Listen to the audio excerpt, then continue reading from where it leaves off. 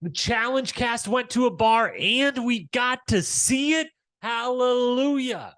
Plus, Chris talks shit slowly. Wes harkens back to his fresh meat roots to lead Green to a win. Big Brother and Survivor decide to leave the vets alone for a bit. The vets reciprocate with a wild and maybe pointless plan. Some people get flirty, some people get mad. A great elimination is played, and Cassidy's confessional count blows the F up. It's the Challenge USA 2 Episode 5 recap coming up right now.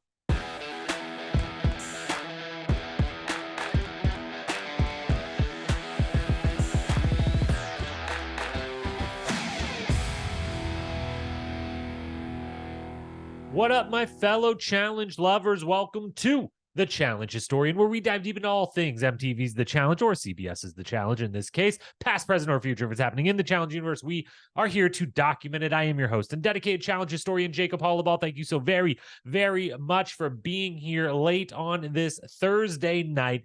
Another great episode, and I'm saying great at this point. We're elevating it to great. Episode of Challenge USA 2 is in the books. We're 5 deep.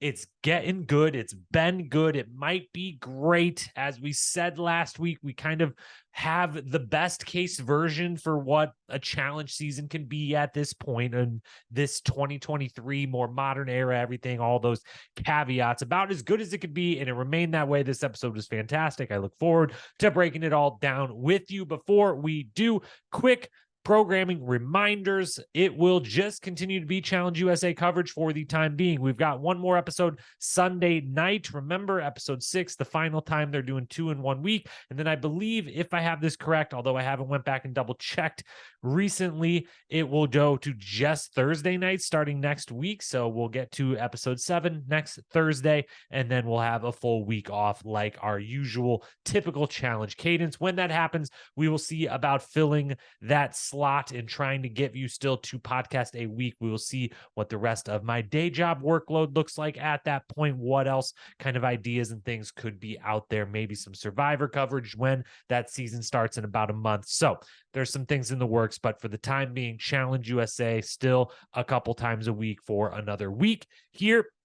And other than that, what we've got to get to on the agenda tonight. Oh, wait, no, there was one other thing. If you're going to Challenge Mania Chicago 5 in 1 week from this weekend, about a week and 9 days from now, that's the math that I'm trying to do. If you happen to be going, I am going. Hit me up. Let me know. Maybe we can meet and hang out and chat there. So if you're going to be at that event, let me know, definitely, and hit me up. Find me there, and let's hang out a little bit. So now that I've remembered all of the programming reminders, let's get to today's agenda. Same as always, pretty much every episode recap. We're going with the full episode walkthrough because there was so much to talk about. We're just going to walk through the episode like we did last week and like we do anytime there's a really good episode with a lot to digest. Then we got awards, power rankings, predictions, the whole thing. You know how it goes. Let's dive in. Challenge USA 2, episode 5. Here we go. All right, let's walk through the segment by segment of the show, breaking it all down. Really good episode, as I've already said a couple of times. I'll say it throughout this whole thing. Really like this episode. A lot of things to like, a lot of interesting things worth discussing, segment by segment, starting with the initial house segment and starting with the very, very opening, Chris talking some shit. It was funny that he did not know what he wanted to say, that his little bitches comment where the big pause of you guys are just a bunch of little bitches, and it wasn't because for dramatic effect. It was, I don't know what I'm saying when the words started coming out of my mouth, but he got there, he finished it, and he's talking some shit, and he's stirring up the Big Brother CBS, or Big Brother CBS, those Big Brother is on CBS. Big Brother Survivor stuff starts early and often in the episode. And I've got to ask, though, on the other side of this shit talking, which was Monty and Tyler, is the best you have to offer like a little quiet comment in the background? Because they kind of like start the interaction by with just their little like half-hearted, like half whispered, almost like I don't want anyone to hear this but my microphone, so maybe like I'll get the little screen time, the airtime of it, but I don't actually have to have anyone react to it.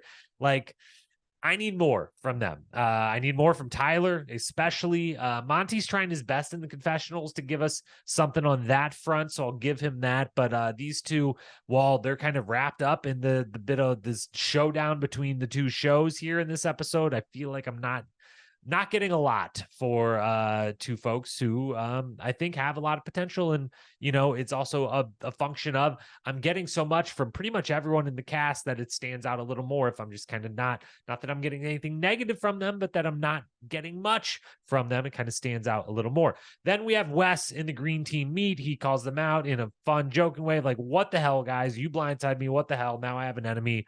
That's not cool. I love Wes and Michaela's relationship. In this, I'm going to talk about it in this moment, in a bunch of moments throughout the episode.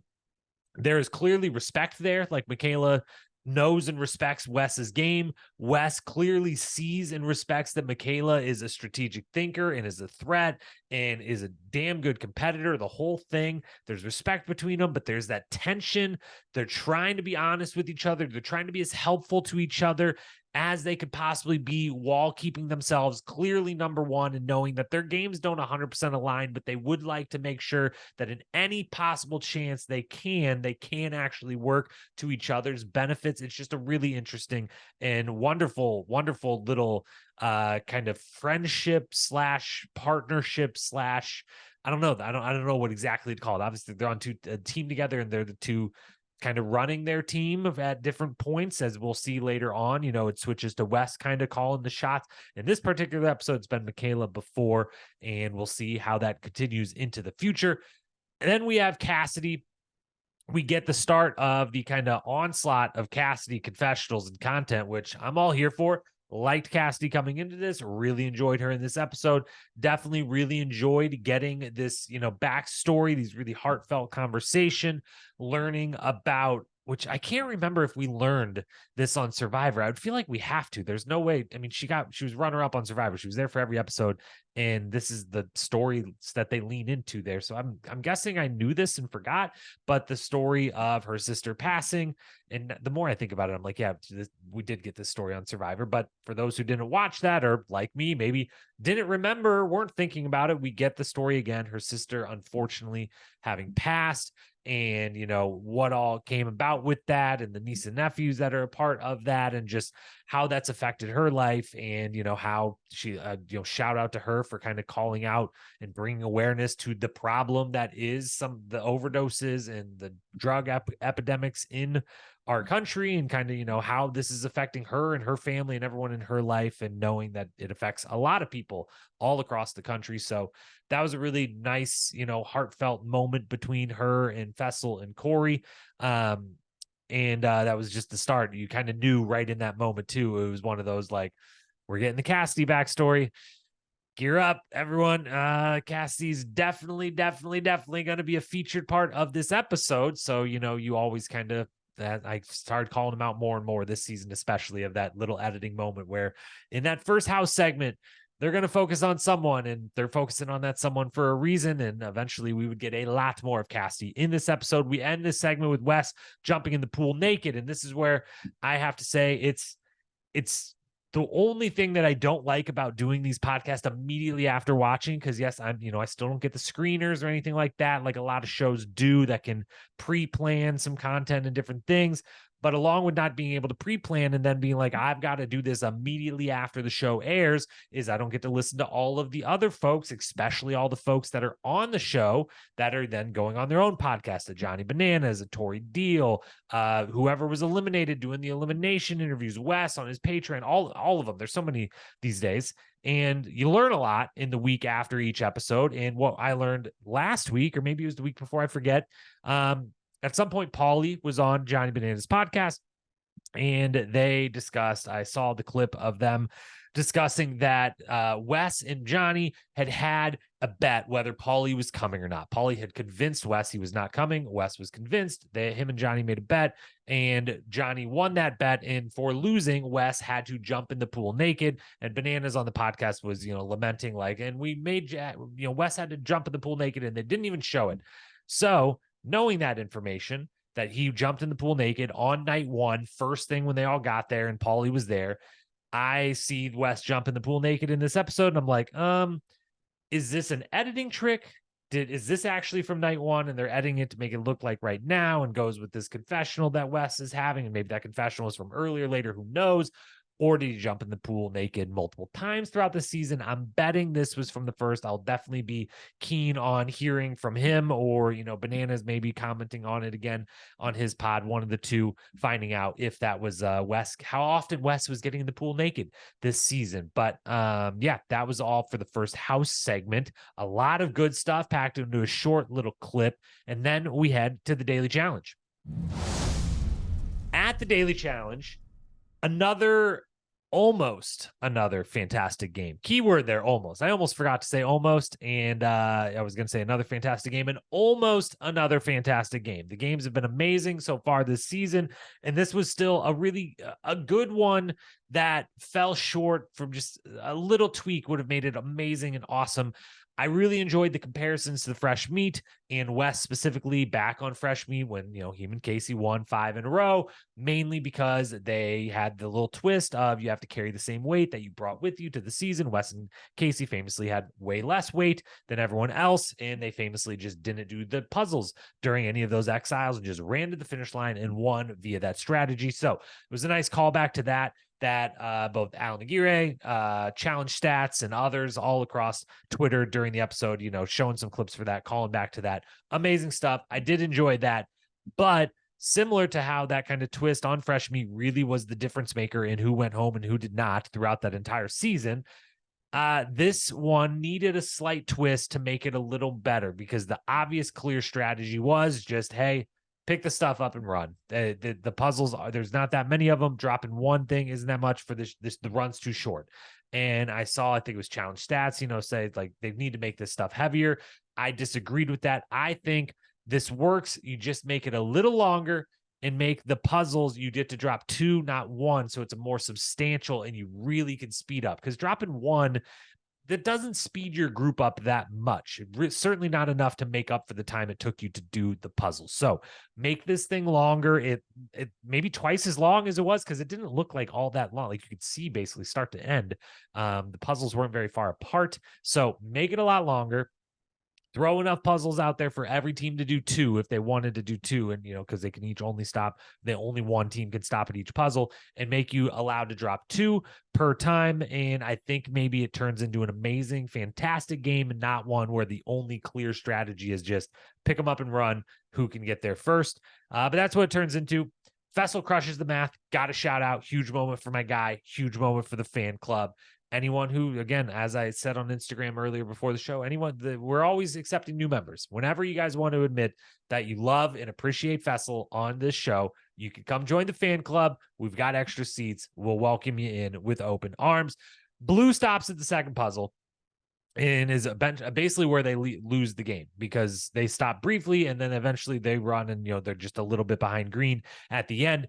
And I would think that a team with Bananas, Tori, Desi, and Fessel would look around and be like, we can carry this shit way better than all the other teams. Like, we'll do the first puzzle because everyone has to. We'll drop 1. We'll put Sebastian and Alyssa on the ends of our little connected thing, and us 4 will each have a hand on one of each. And like, boom, like, let's go. So I was a little shocked that they even stopped at all, and they didn't just immediately we have the strongest, fastest team, so we should be the ones to take the bold strategy of no puzzles, just run. So that I was asking some questions. I was kind of like, what's going on here? I thought Bananas especially maybe should have been just on the same wavelength as Wes of this is the best strategy here. Maybe he didn't want to win. There's times where that guy has said he doesn't want to win, so that could be 2 green wins. The Michaela West relationship, again, so fun, so interesting. The little reluctantly, there's a little tension, but not in a bad way, just in the really like, let's think this through, but she lets him take the lead. The strategy works, and they get that W. Then we have the nominations back at the house. Monty and Tyler going, full F Survivor mode because one comment from Chris, I guess. That's a befuddling move. That's a kind of where I'm like, I thought the Big Brother folks were all super duper strategic, and some of them are showing that to be true and others are showing that not to be true. So maybe we shouldn't just make a big blanket statement about any given show having any given ability across their whole cast, because guess what? they all have a mixture of abilities, as all of the shows do. But Monty and Tyler, I didn't get why they were so quick to just be like, we'll go with Wes. We'll go against Survivor, and we just want to be Big Brother strong. And it's like, they're the two, at least via the edit and via what we're seeing in this episode, are the ones that are kind of leading the charge of like, why are you forgetting about the vets again? Why are you stopping targeting Wes Bananas? Why did that suddenly become not the thing to do at any point? I just don't totally understand. But they're kind of Wes's minions, and they deserve to be called that in this episode because he gets them completely come to his side and gets them to be like, hey, there's three of us and Michaela and Alyssa S. So like, if we can agree, then we can make the vote whatever we want over the ladies, and they eventually do that. And again, I think this will be the final time I say it, maybe not, but this was the highlight of the Wes Michaela, where they're literally sitting in the opposite seats at the table of where they've sat before, when Michaela just completely shut down Wes's arguments in an incredible and incredibly strategic and smart and correct way. And now Wes gets to do though that's the same argument I gave when I was sitting in that seat once, and Michaela has to lament like, yeah, you're kind of right. I guess I shouldn't sit in this seat or something. But like, she knows that she's been backed in the same corner that she backed him into. And yeah, I can't get enough of the two of them, kind of just the interactions between the two of them and the strategy going on between both of them, and together and separate. It's all really, really great. Cassidy's pissed. She wants the boys to explain, but mostly points to anger towards Wes and Wes alone. Feels like to me, it feels like if Wes just sat her down prior to this, if Wes would have sat down with Cassidy immediately, and who knows, maybe this happened, I don't know, but told her like, hey, I did vote for you and you deserve to be mad at that. And no matter what I say, like, if you want to target me, I get it. And that's cool. But I just want you to know, I voted for you because I was told my entire team was voting for you, and I was outnumbered and doing what I wanted to do on the team. And so I wanted to be a team player and said, if my thing isn't going to really matter at all, I will vote for who everyone wants to. Tell me who to vote for. I was told you, and then no one else voted for you. So you could still be mad at me, but like, that's what happened. I feel like if he explains it to her that he was blindsided by his own team, it would maybe take a little bit away. Like, there would have been a chance for them to like reconcile in some way. But then I guess he didn't do that. Maybe he did, or maybe he didn't. I don't know, but they eventually then pin this vote on her as well, and she eventually goes into elimination for it. So I don't think there's any reconciliation to be had anymore at this point. Chris is also pissed. Tyler tries to say sorry while Chris is filling his water bottle. Chris says, no, you're not. It's a full-blown feud, guys. It's the most low-key feud I've ever seen. I look forward to the under the breath shit talking on next week's episode to continue between those two. Then we get a night out. I can't believe it. We finally get to see them at the bar. We finally get to see them having fun. It's the best. Why have we not seen more of this? We need to see more of it. It's great. Every week, I'll say it again. I don't think I've done this little rant on this particular season yet. I've done it a lot in most recent seasons, but the main challenge social account always, is tweeting out or posting on Instagram or whatever photos of the cast out at bars, or popping bottles around the house, or hanging out by the pool, or singing songs together, or whatever, just generally having a great time. And every time they post one of those, which they do it all the time, every freaking day, and I'm just like, hey, looks like Croatia's super fun. Looks like the cast got after it together. Looks like they like hanging out and are having a good time. Would be fun to see it. And we never get to see any of that anymore. It's all strategy. It's all game. In this episode, we got to see a little of it. Thank you. Because it's fun. It's wonderful. I love it. It's the best. Bring more of it back. We even get to see the little fun bachelor competition. And yes, I could be a negative Nancy over here and be like, well, we got to see 60 seconds of it. It was, it should have been 5 minutes. It should have been 10 minutes, whatever. I want to see the whole unedited version of that moment, and that competition that the ladies held for the men, but I'll take 60 seconds. At least it's something. At least we get a couple funny moments from it. And it causes Cassidy to get all mad at the end when Wes almost, fake wins the fake bachelor thing. It's hilarious. It's wonderful. It's good. Give me the uncut version, the full clip. Those are the clips you should be putting out on Instagram and Twitter and all the rest after the episode's done, not before. after it, give us that little shit you should have shown, that little bonus. Hey, you like the little Bachelor 60-second scene? Here's the full 5-minute. Here's every guy's walk over what they said, the audio, the whole thing. Give us that. Then we come back to the house for the secret vote. Before the secret vote is had, or probably not in actual order, but in the order of what we see, Josh and Cassidy, they're in the hot tub. There's flirtation. They're having a good time. Maybe that is actually the night after the bar. Who knows? But that's the order we're shown it in, or implied that it's in. It probably wasn't. But finally, a hot tub scene. Needed one. Haven't had any yet the whole season. I looked like I saw a hot tub early in seasons. Like, we need to see some action in there. Now we're getting a little flirtation in the hot tub. You love to see it. Then we get Alyssa and Tyler, who I guess like each other.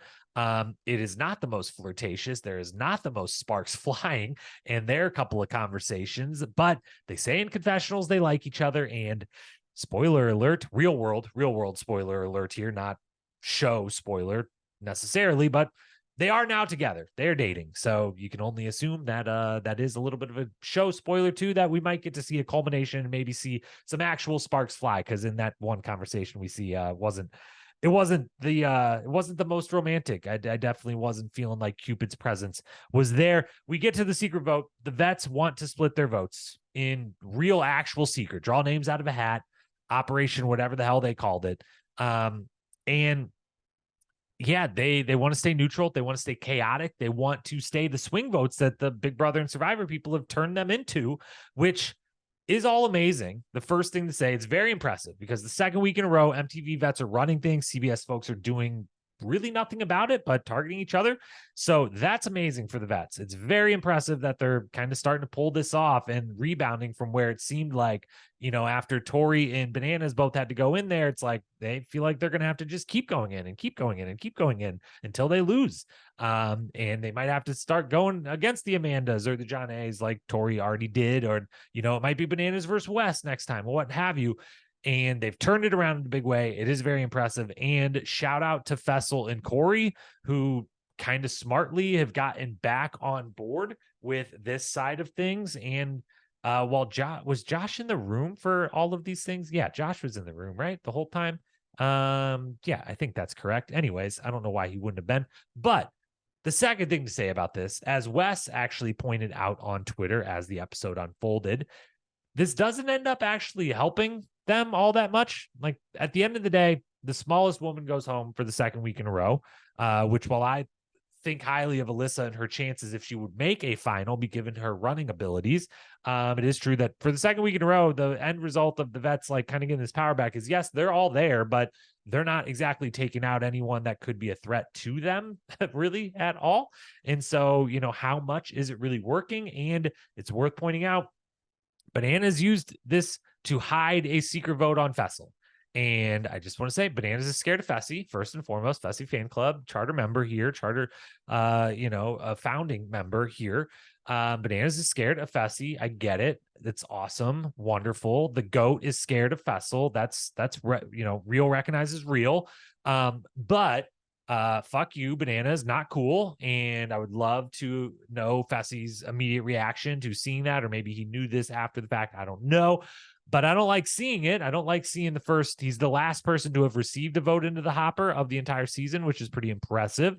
But it made me a little nervous when that happened. I was like, I feel like we have got a couple confessionals from this episode. Could he maybe be going in here? Like, could this happen? So glad that didn't come to fruition. But yeah, Bananas didn't even go with the actual plan. He's kind of secretly trying to take shots. The one kind of take shot at half vet, half CBS folk like Fessel. So yeah, while it's impressive, they're keeping their names out of there, keeping themselves out of elimination. I did not see that coming a couple episodes back. I'm not sure. It's kind of like a half win, because they are keeping themselves safe, but they're not necessarily like taking out the biggest threats to their game at all either. So I like where they're all at, but I think Wes is reading, while he might have the most targets pointed at him at this point, I think he's also reading the chessboard as usual, kind of, and especially in recent seasons, if not his whole challenge career. He's kind of reading the chessboard a little bit better than the rest of the vets, even if all of them are doing a really good job of turning the tides away from them for the time being. Then we get to the arena. 7% chance that Alyssa gets called off of that one vote, which was Tori technically from the random vote, and she gets pulled off of that 7%, and that really sucks. She's the first true victim of the hopper. First true victim of the hopper. Really tough, really, it bums me out because I like Alyssa, definitely have a soft spot for her. The game they play is awesome. It's very difficult. I mean, moving that thing's got to be super duper difficult, back and forth 4 to 5 times across the arena, really hard. But then having to line it up because you have the one little tiny hole on one side of your thing, and it has to be facing in a way that you could reach out and grab the thing. Especially at the very end, it made sense that it took them all, or both of them, a couple different tries of backing up and coming back in to try to get where they could actually cover the light. And so, yeah, seemed really hard. I liked it a lot. Very, very fun game.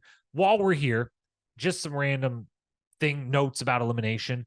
Why didn't we see all 3 rounds of Chris versus Lewis last week? We also found that out after the episode.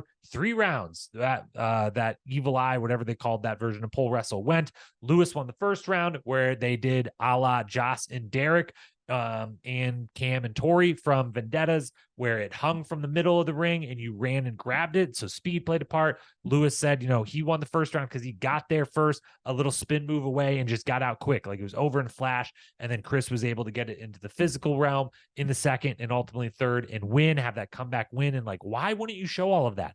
Why? And the round we actually saw was the second round, not even the third round. So it's wild. I don't know why they would do that. I know it's a time thing, but again, like, I sometimes when there's 90-minute episodes, I'm like, hey, we don't need 90-minute episodes. But then other times I'm like, I want to see so much more. So if you're going to show us all the stuff you already want to show us, which so far this season has all been worth it, it's all really, really good, then make it 90 minutes and show us more. Because I don't know why we didn't see all 3 rounds of that. I just don't understand. I think it's insane. Also, while we're here, TJ needs to show the ball that came out of the hopper. There's too much fuel being given to the conspiracy theorists on social media right now, and they deserve to get loud about this. For like the second or third time this season, TJ pulls the ball out of the hopper, which is already like the balls are bouncing around, and then he turns it off, and then he presses a button and like one comes out. So it's like, that's already a little suspect.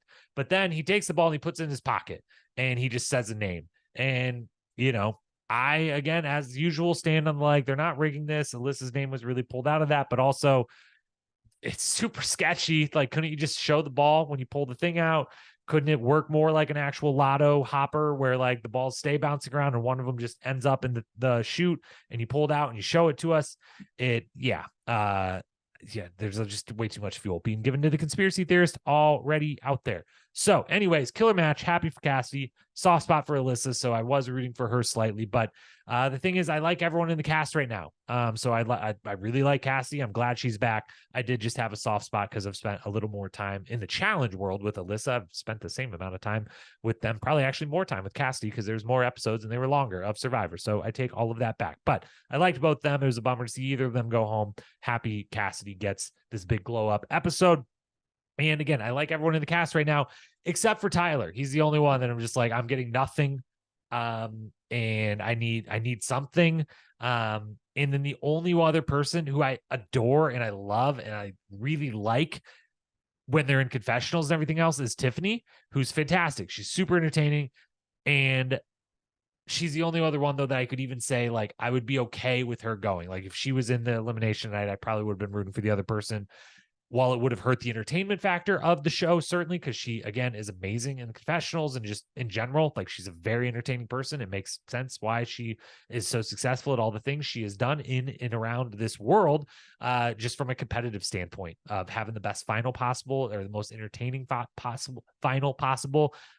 Maybe she's the only other one I could even be like, yeah, like she could go, but I would really like her to maybe be the last person that leaves. So we get max entertainment, but then we also get like max competition level in the final. So maybe I'm selling her short. Maybe she's going to kick ass in the final and shut me the hell up. Who knows? But I love everyone on the cast really at this point. I'm really enjoying the season.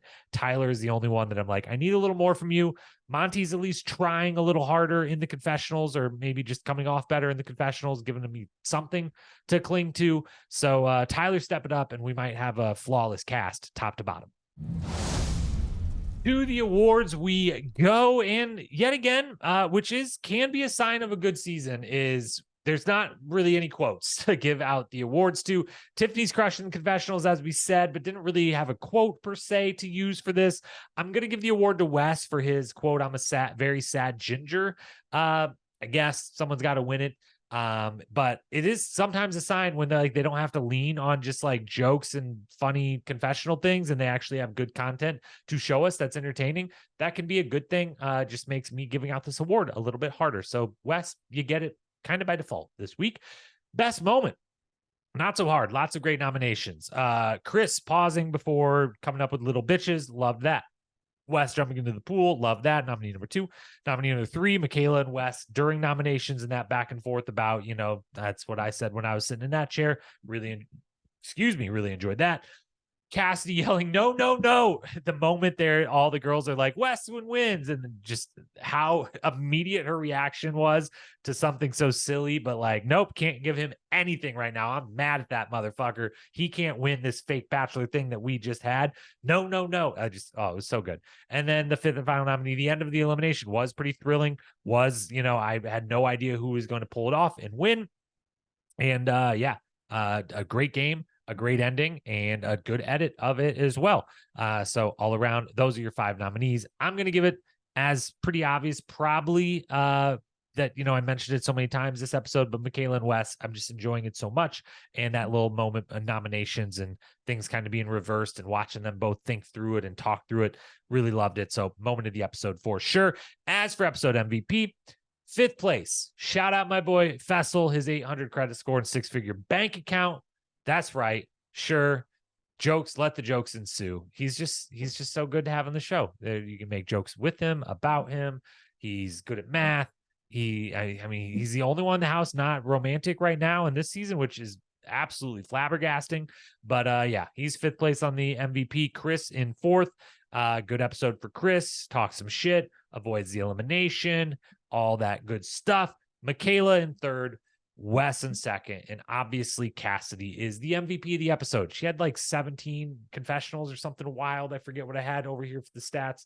I had her down for 17. We'll see if those are official once Challenge Stats puts out theirs for the episode. But holy cow, just dominating screen time, getting the win in the end in elimination, being a part of, all the moments of the episode, from her, the heartfelt moments backstory to the funny moments of the no at the bar, everything in between, winning the elimination. Cassidy, absolutely dominant performance, big glow up in the challenge world, at least her first big kind of initiation into the world of challenge, really throwing her out to us, and loved every bit of it. She is your episode MVP. As for the power rankings, then, on the women's side, only one small change. Desi stays in 1st and Tori stays in 2nd, and Michaela stays in 3rd. Previously, Alyssa was in 4th, and I said she was the last of the group that I thought had an actual real chance to win. So that group is down to the 3 that it really probably should have been all along, Desi, Tori, and Michaela. I'd be shocked if one of those 3 does not win this season. We shall see. I am moving Cassidy to 4th, though, keeping Chanel in 5th. If those 2 could get Desi and Tori out, then they could maybe win the final. I just have a really hard time, depending what the final is. There's always twists and turns there, and partners can really affect stuff, as we obviously know from Desi last season. But I just feel like this is Desi, Tori, and Michaela. Like, it's those 3 women are going to be running against each other in the final, and those are going to be the 3 possibilities to win. On the men's side, slight change, same top 5, slightly different order. Bananas stays as number 1. He's just completely flipped things from being in that elimination to now, where even if the vets start to get a little heat again, I feel like the heat's obviously clearly on Wes over Bananas, and that maybe he might be able to help get some heat on like a Fessel to be the one to take out Wes instead of a Bananas. Like, I think he's in an unbelievable position that I'm kind of shocked that he's here 2 episodes after being in elimination, but he's in 1st. Fessel bumps up to 2nd, because we do see what we already knew, but we get another confirmation. He is good at math and puzzles. Like, he's really good at them. He's really good and set up for everything in a final, except for eating, and except if it's at high altitude, because he's a lot bigger, and that has shown not just in the challenge, but in life. The bigger you are, the more the altitude fucks with you and makes it harder and harder and harder. But he's good at all the stuff. And he got enough confessionals this week. I said last week, I was like, he's just getting no confessionals. So it tells me there's no way he's like, this isn't a winner's edit or anything like that. He got a handful of confessionals this week. So he staved off my worries that like, hey man, like if they never show you, then how, like they can't just be at the very end, be like, oh yeah, and Fessy was here and he wins. Like, no, but I'm felt a little better. He got some screen time. He got some things in. And so he's in second. Wes is in third. He's dropped from first to second to third now, just simply because I feel like he's the next up to go into elimination of this group of vets because, yes, the top 5 is still all vets. I then put Corey to fourth over Josh, who I put down to fifth. Same top 5 as last week, different order. Bananas, Fessel, Wes, Corey, Josh. A vet's winning this game on the men's side, and Desi, Michaela, or Tori is winning this game on the women's side. My predictions are not winning this game or any game. I went 1 for 4 again, and that's only because I gave myself credit for Michaela throwing shade, which she honestly didn't even really do this episode, but I just gave it to myself anyways.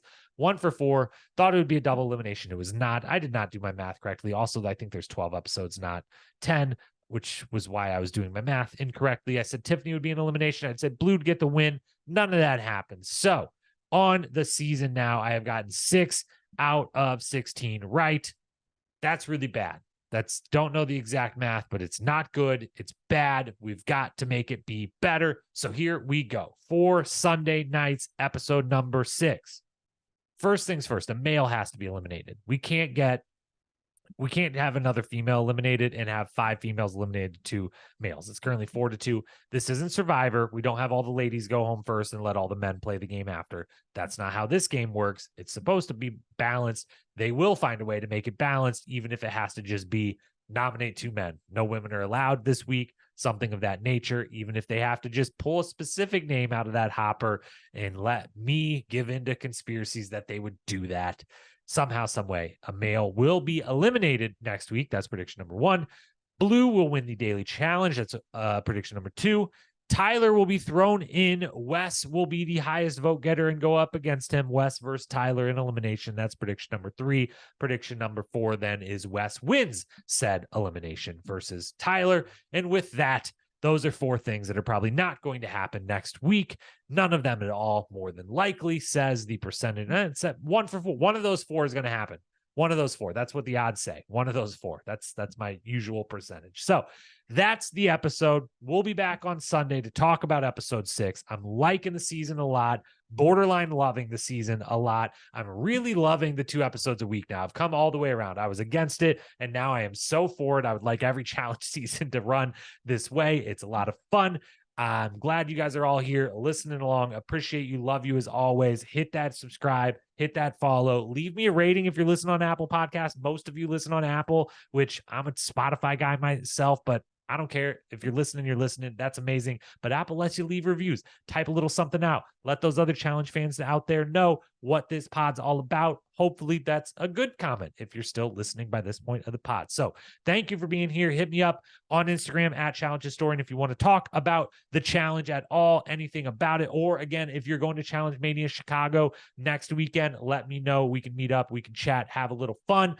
So until Sunday night, I'll talk to you then. Peace.